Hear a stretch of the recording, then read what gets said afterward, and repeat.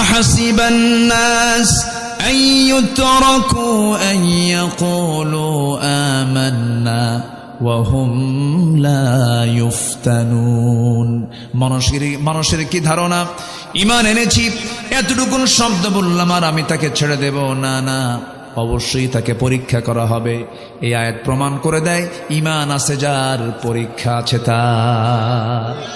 আসতে কোন কেন? আল্লামা সাইদি জেলখানায় কষ্টে আছেন, আর মুনাফিকের বাচ্চারা বলে দোষ না থাকলে কি শাস্তি হয়? এরকম করে বলতো না বলতো। তাহলে এক নম্বর সফলতার উপায় আমরা খুঁজে পেলাম, ঈমান আনবো আমরা, নেক আমল করবো আমরা। তবে ঈমান আনার পথে অনেক বাধা বিপত্তি আসতে পারে, অনেক ঝুট ঝামেলা আসতে পারে। পরীক্ষা করবেন কে? আশাদ্দুন নাসি বালাউল আম্বিয়া ফাল আমসাল সুম্মাল আমসাল। এই দুনিয়াতে যত বালা মুসিবত এসেছে, সবচাইতে বেশি বালা মুসিবতের সম্মুখীন হয়েছেন আম্বিয়া কেরাম।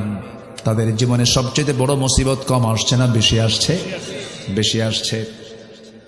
ইব্রাহিম আলাইহিস সালাতু ওয়াস সালাম অগ্নিকুণ্ডে নিক্ষিপ্ত হয়েছেন। ইব্রাহিম আলাইহিস সালাতু ওয়াস সালামকে হত্যা করার জন্য বারবার চেষ্টা করা হয়েছে।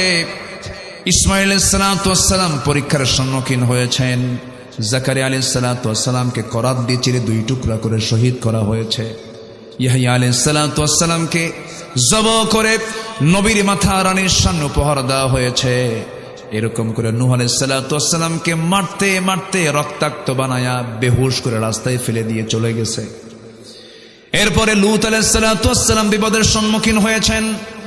মূসা আলাইহিস সালাতু ওয়াস সালাম ঘরবাড়ি ছাড়া হয়েছেন, হিজরত করতে বাধ্য হয়েছেন। ইউনূস আলাইহিস সালাতু ওয়াস সালাম বিপদে পড়ে কিসের পেটে ছিলেন বলেন সবাই? এরপরে আরেকজন নবী আইয়ুব আলাইহিস সালাতু ওয়াস সালাম 18 বছর ধরে আল্লাহ রাব্বুল আলামিন এমন পরীক্ষার মধ্যে ফেলে দিলেন, পরিবার বিচ্ছিন্ন হয়ে গেল। 18 বছর নড়াচড়া করতে পারলেন, এমন রোগে আক্রান্ত হয়ে গেলেন। প্রত্যেকটা পরীক্ষায় সমস্ত আম্বিয়া কেরাম সেকেন্ড হয়েছেন না ফার্স্ট হয়েছে? ঈমান আছে যার, পরীক্ষা আছে তার। পরীক্ষা আসবে, পরীক্ষা দিতে হবে, পরীক্ষায় পাশও করতে হবে। আমার বন্ধুগণ, দিন শুধু গ্রহণ করেছেন একজন সাহাবী, মদিনায় চলে গেছেন। মদিনার উপকণ্ঠ থেকে তাকে ধরে আনা হলো, জেলখানায় আটকে রাখা হলো। মক্কার কুরাইশরা সবাই মিলে বলল, সন্তান আছে, ছেলে আছে, মেয়ে আছে, বউ আছে, বাচ্চা আছে, দিনটা ছেড়ে দাও, ইসলামটাকে ছেড়ে দাও। ওই সাহাবী বললেন, তোমরা আমাকে দিন গ্রহণ করাকে হয়তো তুচ্ছ মনে করতেছ, তোমরা কি জানো এই দিনকে রক্ষা করতে গিয়ে, ঈমানকে রক্ষা করতে গিয়ে অবলীলায় হাসতে হাসতে জীবন দিব, কিন্তু ঈমান কারো কাছে বিক্রি করতে পারবো না। শেষ পর্যন্ত করা হলো কি, জেলখানা আটকে রেখে খাবার বন্ধ করে দেওয়া হলো। সেই সাহাবীর নাম হলো খুবাইব ইবনে আদি রাদিয়াল্লাহু তাআলা আনহু। শেষ পর্যন্ত খাবার বন্ধ করলে হবে কি, খুবাইবকে আল্লাহ রাব্বুল আলামিন খাবারের জন্য জান্নাতের খাবার বাজেট পাস করলেন। শেষ রাত যখন হয়ে যেত, তার সামনে কি যেন ঝুলন্ত আঙ্গুরের ছড়া ঝুলাইয়া রাখতে তিনি খেতেন। জীবনের শক্তি তিনি সেখান থেকে ফেরত পেতেন। সুন্দর করে 3-4 মাস ধরে খাবার বন্ধ করে দিয়েছে ওরা, আল্লাহ নিজে তার খাবারের বন্দোবস্ত করে দিয়েছেন। টের পেয়ে গেল ওরা, বুঝতে পেরেছে খুবাইবকে না খেয়েও মেরে ফেলা সম্ভব নয়, অতএব খুবাইবকে আমরা দুনিয়া থেকে বিদায় করেই দেব, ওকে তারা ফাঁসি কাস্টে ঝুলিয়ে মেরে ফেলবে। এমন সিদ্ধান্ত যখন তারা নিয়ে ফেলেছে, শেষবারের মতো এসে বলল, খুবাইব ঈমানটা ছাড়ো, ঈমানটা বাদ দিয়ে দাও। তিনি বললেন, না রে না, আমরা তোমাকে মেরে ফেলে দেব, মেরে ফেলে দাও। তোমার শেষ ওসিয়ত বলতে কোনো কিছু আছে নাকি বলো, তোমার শেষ ইচ্ছা পূরণ করব, পরিবারকে দেখতে চাও নাকি? সঙ্গে সঙ্গে তিনি মুচকি হাসি মেরে বললেন, দুনিয়ার কারোর সঙ্গে আমার দেখা করার প্রয়োজন নাই, তোমরা যদি আমাকে দেখা করতে দাও, ওজুর পানি দিলে পরে ওজু বানায় আমি নামাজের মধ্যে আল্লাহর সঙ্গে দেখা করতে চাই। ওজুর পানি দেওয়া হলো, ওজু বানালেন, নামাজে দাঁড়ালেন। প্রথম রাকাত খুব মনোযোগ দিলেন, আস্তে আস্তে করে পড়ছিলেন। দ্বিতীয় রাকাতে মনোযোগ ঠিকই ছিল, কিন্তু মনে মনে চিন্তা করলেন, নামাজটা লম্বা করলে কাফের মুশরিকরা ভাবতে পারে খুবাইব বুঝি মৃত্যুর ভয়ে নামাজকে লম্বা করতেছে। একটু তাড়াহুড়ো করে নামাজ পড়লেন। সালাম ফিরলেন, দুটো হাত আকাশের দিকে তুলে আকাশের মালিককে লক্ষ্য করে বলছেন, আকাশের মালিক আল্লাহ, আজকে 4 থেকে 5 মাস গত হতে চললো, নবীজির চাঁদ মাখা চেহারা আমি দেখতে পাই না, নবীজির সঙ্গে কথোপকথন হয় না। আমি যদি দুনিয়া থেকে বিদায় হয়ে যাই, আমার বিদায়ের খবরটা আল্লাহ আমার নবীর দরবারে তুমি আল্লাহ পৌঁছায়া দিও, আমার বিদায়ী সালামটা দিয়ে দিও। এই কথা বলেই করলেন কি, দেরি করলেন না, ফাঁসির মঞ্চের দিকে দৌড়া যাচ্ছেন, শুলে কাষ্টের দিকে দৌড়া যাচ্ছেন। কাফির মুশরিকরা বলতেছে, খোবায়েব তুমি কি পাগল হয়ে গেছো নাকি, মানুষকে মরার জন্য দৌড়ায় নাকি? খোবায়েব বলছে, আমি তো মরার জন্য দৌড়াই নাই, আল্লাহ রাব্বুল আলামিন আমাকে 8টা জান্নাতের সবগুলো দরজা খুলে খুলে দেখায় দিতেছে। সাইয়েদনা খোবায়েব করলেন কি, সামনের দিকে এগুতে লাগলেন। কাফের মুশরিকরা তার 2 হাত বেঁধে ফেললো, 2 পা বেঁধে ফেললো, বারবার চেষ্টা করছে তাকে দিন থেকে ফেরানোর জন্য। সাইয়েদনা খোবায়েব অনর চিত্ততা নিয়ে দাঁড়ায়া থাকলেন। এমন সময় একজন কাফের এসে হেয় প্রতিপন্ন করে বলছে, খোবায়েব তোমার জায়গায় যদি মুহাম্মদকে এখানে যদি 2 হাত বেঁধে যদি মারা হতো কতই না ভালো হতো। এই কথা শোনার সঙ্গে সঙ্গে কয়েক মিনিট ধরে তিনি মুখের মধ্যে থুতু জমা করলেন। থুতু জমা করে এক পর্যায়ে চট করে তার সর্বশেষ শক্তি প্রয়োগ করে তার মুখ বরাবর থুতু মেরে দিলেন, এক মুখ বড় থুতু মেরে দিলেন। খেপে গেল, রেগে গেল, চট করে তার ডান হাতে নেজা তরবারের আঘাত যখন করলো, হাতটা ছিটকে পড়ে গেল। খোবায়েব মুস্কি মুস্কি হাসি মারলেন, আর একটা হাত কেটে ফেললো, চিৎকার করে হাসতেছেন। সবাই বলল, খোবায়েব রে মানুষ, সবাই বলে ফেলতেছে, খোবায়েব রে মানুষ আঘাত প্রাপ্ত হলে কান্দে, তুই হাসিস কেন, তোর কারণটা কি হাসার বল। খোবায়েব বলছে, তোমার আমার একটা করে অঙ্গহানি করো, আল্লাহ পাক জান্নাতের একটা করে হুর আমাকে দেখায় দেন। 2 হাত কেটে ফেললো, 2 পা কেটে ফেলে দিল, মস্তকটা পৃথক করে ফেললো। খোবায়েব দুনিয়া থেকে বিদায় নিয়ে নিলেন। নবী আলাইহিস সালাতু ওয়াস সালাম আমার নবীজি সামনে সাহাবায়ে কেরামকে সামনে করে কথা বলছিলেন। মসজিদে নববীর ভিতরে তিনি বসে বসে কথা বলছিলেন। এমন সময় হঠাৎ করে তিনি দাঁড়ায় গেলেন, হাত উঁচু করে বললেন, সালামুন আলাইকা ইয়া খোবায়েব, সালামুন আলাইকা ইয়া খোবায়েব, হে খোবায়েব তোমাকে সালাম।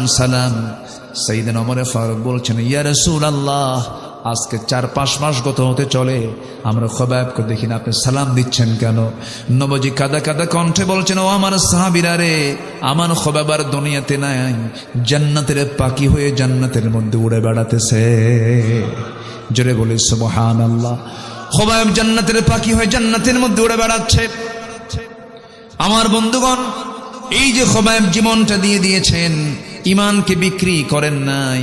ইমানটা আনা সহজ, কিন্তু ইমান টিকে রাখা কঠিন।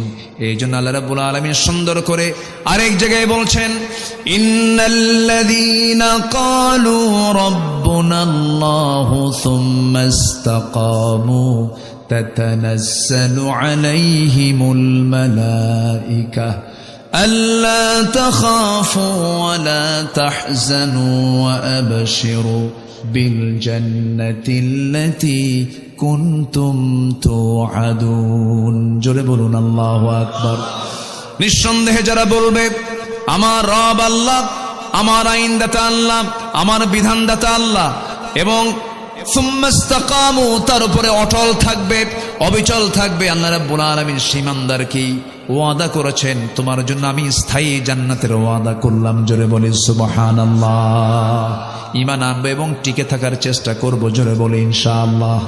আরো জোরে বলি ইনশাআল্লাহ। আমার বন্ধুগণ, নেক আমল করতে হবে, ঈমানকে পাকাপোক্ত করতে হবে। আমার মা একটু খেয়াল রাখবেন, আল্লাহ পাক আপনাদের জন্য দৃষ্টান্ত দিয়েছেন 4 জন নারীর। একজন মারিয়াম বিনতে ইমরান আলাইহিস সালাতু ওয়াস সালাম, আরেকজন ফেরাউনের বউ। কে বলেন? ফেরাউন পত্নী আসিয়া নামটা আসে নাই, ইমরাতা ফিরাউন এসেছে, ইমরাতা ফেরাউন এসেছে। ফেরাউনের স্ত্রী আসিয়ার দৃষ্টান্ত আল্লাহ রাব্বুল আলামিন কেন দিয়েছেন, কি জন্য দিয়েছেন মা? এটা দেওয়ার মূল কারণ হলো, এই দুনিয়াতে যত প্রস্তাব তোমার কাছে আসুক না কেন ঈমান ধ্বংস করার জন্য, ঈমান ধ্বংস করা যাবে না। প্রয়োজনে হাসি মুখে জীবন দিবা, কিন্তু ঈমান বিক্রি করবা না। আসিয়া ছিলেন তার একটা প্রকৃষ্ট উদাহরণ। আল্লাহু আকবার বলেন। এই মহিলার নাম শুনলে আমার কাছে মনে হয় এমন কোন পরীক্ষা নাই যে পরীক্ষা আসিয়া দেন নাই। আল্লাহু আকবার বলেন। ঈমানকে রক্ষা করতে গিয়ে স্বামীকে হারাতে হয়েছে, পরিবারটা তছনছ হয়ে গেছে, সামাজিক মর্যাদা ছিল তার অনেক। বলুন তো, প্রেসিডেন্ট বড় না প্রেসিডেন্টের বউ বড়? চেয়ারম্যান বড় না চেয়ারম্যানের বউ বড়? বউ বড়। আপনার বউকে তো ভালোই বড় মনে করেন দেখি, ভালো তো। হাসতেছে মুরব্বী, কন ভালো কিরকম? চেয়ারম্যান বড় না চেয়ারম্যানের বউ বড়? বউ বড়। হ্যাঁ,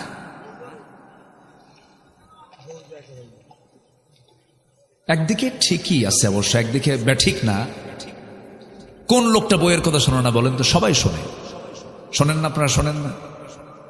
আস্তে আস্তে কয়। বইয়ের কথা শোনেন না আপনারা? তা আস্তে আস্তে কন কেন? এই শোনেন না?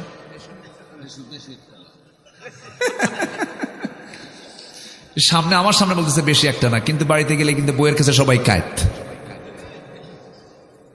শুনতে হয়, বউকে ভয়ও করতে হয়। এই ভয় মানে সেই ভয় না, এটা হচ্ছে সম্মান। এটা কি বলেন তো? সম্মান। তার কাছে আমার সম্মান জড়িত, আমার কাছে তার সম্মান জড়িত। হুন্না লিবাসুল লাকুম ওয়া আনতুম লিবাসুল লাহুন্না। আল্লাহ তাআলা এই সম্পর্কে এমন সম্পর্ক করে দিয়েছেন, মাওয়াদ্দাতা ওয়া রাহমা, ভালোবাসাও রেখেছেন, রহমতও রেখেছেন। আল্লাহু আকবার বলেন।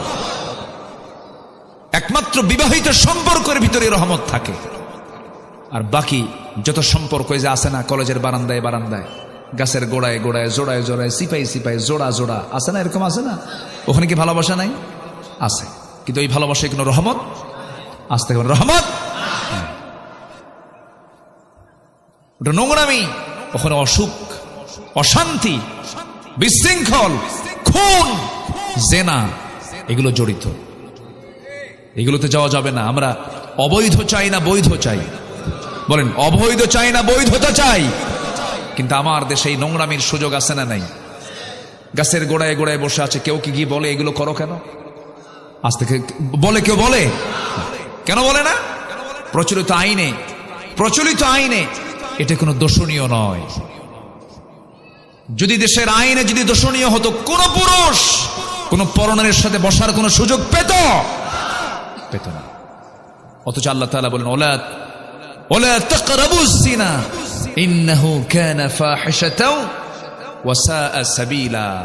তোমরা জিনার নিকটেই যেও না, জিনার নিকটেই যেও না, ধার কাছেই যেও না। ধার কাছে মানে কি? Messenger, imo, Line, Viber, WhatsApp, Instagram, Telegram, group message, chatting, এগুলো আছে না নাই বলেন তো? এগুলো করা যাবে না। মিটিং করা যাবে না, ডেটিং করা যাবে না। এগুলো হচ্ছে সব ওয়ালা তাকরাবুজ জিনা, জিনার নিকটবর্তী কাজ। এই কাজকে প্রমোট করার জন্য এই দেশের নাটক সিনেমা আছে না নাই? বলেন বলেন, নাটক সিনেমায় কি প্রেম, নোংরামির অনুমোদন আছে না নাই বলেন তো? আচ্ছা, এগুলো করছে আজকে, হরদম করছে। আল্লাহ তুমি এই নোংরামি থেকে জাতিকে হেফাজত করো, জোরে বলি আমিন। আসিয়া আলাইহিস সালাতু ওয়াস সালামের কথা বলছিলাম, কি ঈমান তার ছিল।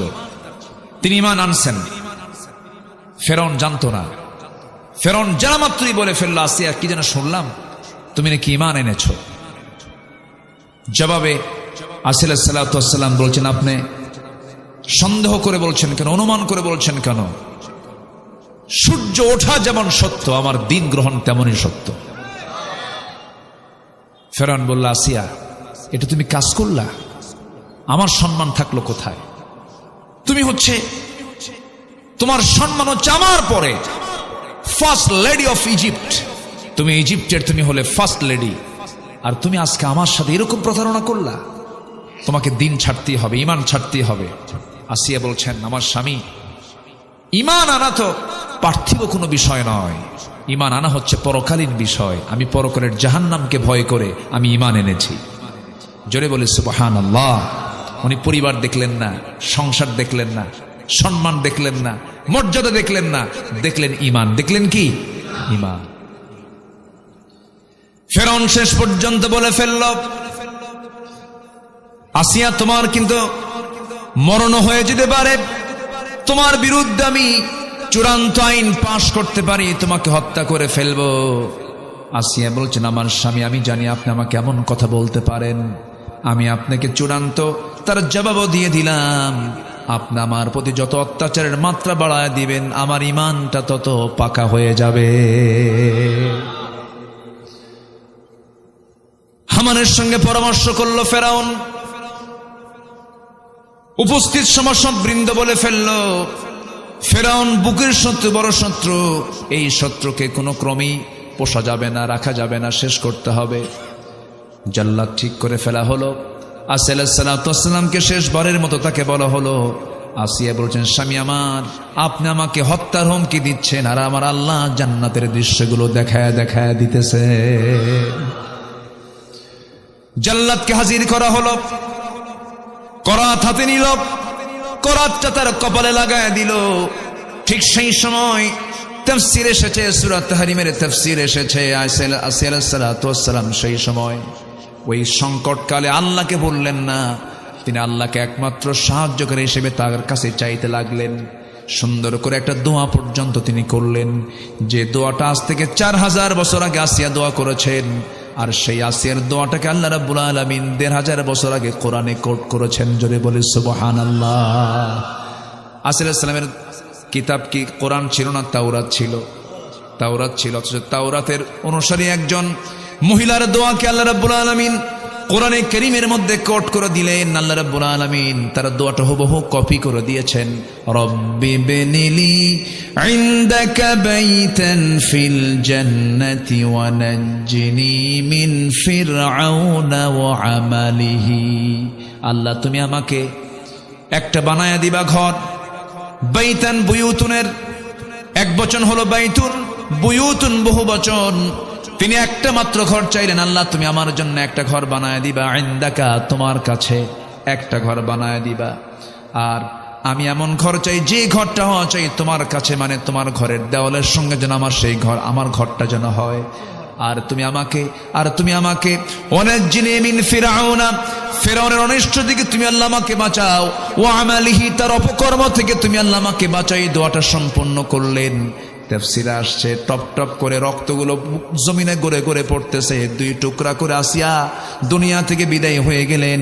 দুনিয়ার সমস্ত নারী কুলকে জানায় দিন, ও দুনিয়ার নারী কুলেরা, নারী সমাজেরা, হাসতে হাসতে জীবন দিয়া দিবা, কিন্তু ঈমান নামক বড় সম্পদকে কখনো বিক্রি করতে পারবা না। জোরে কোন সুবহানাল্লাহ। আল্লাহ রাব্বুল আলামিন বলেন, ইন্নাল্লাযীনা আমানু ওয়া আমিলুস সালিহাতি লাহুম জান্নাতুন তাজরি মিন তাহতিহাল আনহার যালিকাল ফাওজুল কাবীর। জোরে বলুন আল্লাহু আকবার। আল্লাহ রাব্বুল আলামিন বলেন, নিঃসন্দেহে যারা ঈমান আনবে এবং নেক আমল করবে। ঈমান আনা তো হয়তো অনেকে মনে করছেন, হুজুর এত সস্তা কামের কথা বললেন। 1 নম্বরে ঈমান তো শুধু আমি আনি না, আমার বাপও আনছে। হয়তো এরকম অনেকে ভাবতেছে, আমার বাপও ঈমানদার, আমিও ঈমানদার। কিন্তু এমন চিন্তা সম্পূর্ণ ভুল চিন্তা। কারণ ব্রাহ্মণের ছেলে ব্রাহ্মণ হতে পারে, ইহুদির ছেলে ইহুদি হতে পারে, বৌদ্ধের ছেলে বৌদ্ধ হতে পারে। আমার বন্ধুগণ, কিন্তু ইমামের ছেলে ইমাম হতে পারে না, মুসলমানের সন্তান মুসলমান হতে পারে না যদি তার যোগ্যতা না থাকে, তার মধ্যে যদি ইসলাম না থাকে। ঈমান থাকতে হবে, তাহলে ঈমানদার বলা যাবে। বংশীয় পরিচয় দিয়ে ঈমানদারের পরিচয় দেওয়া যাবে না। আমার দেশে বহু ঈমানদার আছে, বহু লোক আছে যাদের নামই হলো ঈমান আলী। আছেন এরকম লোক? আছে না? নাম কি? ঈমান আলী, নামাজ পড়ে না। নাম হলো ফজর আলী। বাপ শখ করে তার নাম ফজর রাখছে, যেন ফজর নামাজ পড়ে, ঘুম থেকে ওঠে সকাল 10টায়। নাম হলো ফজর আলী। নাম হলো রমজান আলী, রমজান মাসে দুপুরবেলা ভাত খায়। এই সমস্ত নাম দিয়ে তো কোনো কাম হবে না। আল্লাহ পাক দেখতে চান নাম, বংশ না গুণ। আল্লাহ সুন্দর করে সূরা হুজুরাতের শেষ দিকে বলছেন, ইন্না খালাকনাকুম মিন যাকারিন ওয়া উনসা ওয়া জাআলনাকুম শুউবান ওয়া ক্বাবাইলা লিতাআরাফু ইন্না আকরামাকুম ইনদাল্লাহি আতকাকুম। জোরে বলুন আল্লাহু আকবার। হে মানব মণ্ডলী, আমি তোমাদেরকে সৃষ্টি করেছি এক নর এবং নারী থেকে, বিভিন্ন ভাষা দিয়েছি, গোত্র দিয়েছি, যেন তোমরা একে অপরকে চিনতে পারো। তোমাদের মধ্যে সেই সমস্ত বান্দাগুলো আমার কাছে সবচাইতে বেশি সম্মানিত, প্রিয়, যে সমস্ত বান্দাগুলো আল্লাহকে একমাত্র সবচাইতে বেশি ভয় করতে পারে। জোরে বলি সুবহানাল্লাহ। মানে মুত্তাকি হতে পারে। কি হতে পারে বলেন? মুত্তাকি হতে পারে। আমার বন্ধুগণ, তাহলে এক নম্বর সফলতার উপায় হলো ঈমান আনতে হবে, নেক আমল করতে হবে। ঈমান আছে, নেক আমল নেই, কোনো মূল্য নেই। আবার নেক আমল আছে কিন্তু ঈমান নেই। পৃথিবীতে মুসলমান ছাড়া অনেক অমুসলিম জাতি আছে যারা অনেক নেক আমল করে। আমেরিকার একজন ধনকুবের, বিশাল ধনাঢ্য বিল গেটস, সে তার সমস্ত সম্পত্তির বিশাল একটি অংশ রেড ক্রসকে দান করেছেন, সামাজিক কাজে ব্যয় করেছেন। এত বড় দানবীর, এত বড় দান করার পরও তার কোনো পুরস্কার আমার আল্লাহর কাছে নাই, কারণ তার মধ্যে আসল জিনিসটা কি নাই বলুন? কি নাই? ঈমানটা নাই। নেক আমল হলে শুধু চলবে না, ঈমানও লাগবে, নেক আমলও লাগবে। যেখানে ঈমানের কথা বলা হয়েছে সেখানে নেক আমলের কথা বারবার আল্লাহ রাব্বুল আলামিন বলেছেন। এই আয়াতটা শুধু এখানে আসে নাই, এই কথাটা একবার আসছে না, বারবার আসছে, বারবার আসছে। বারবার যে কথা বলা হয় তার গুরুত্ব কমে না বাড়ে? কমে না বাড়ে? বেড়ে যায়।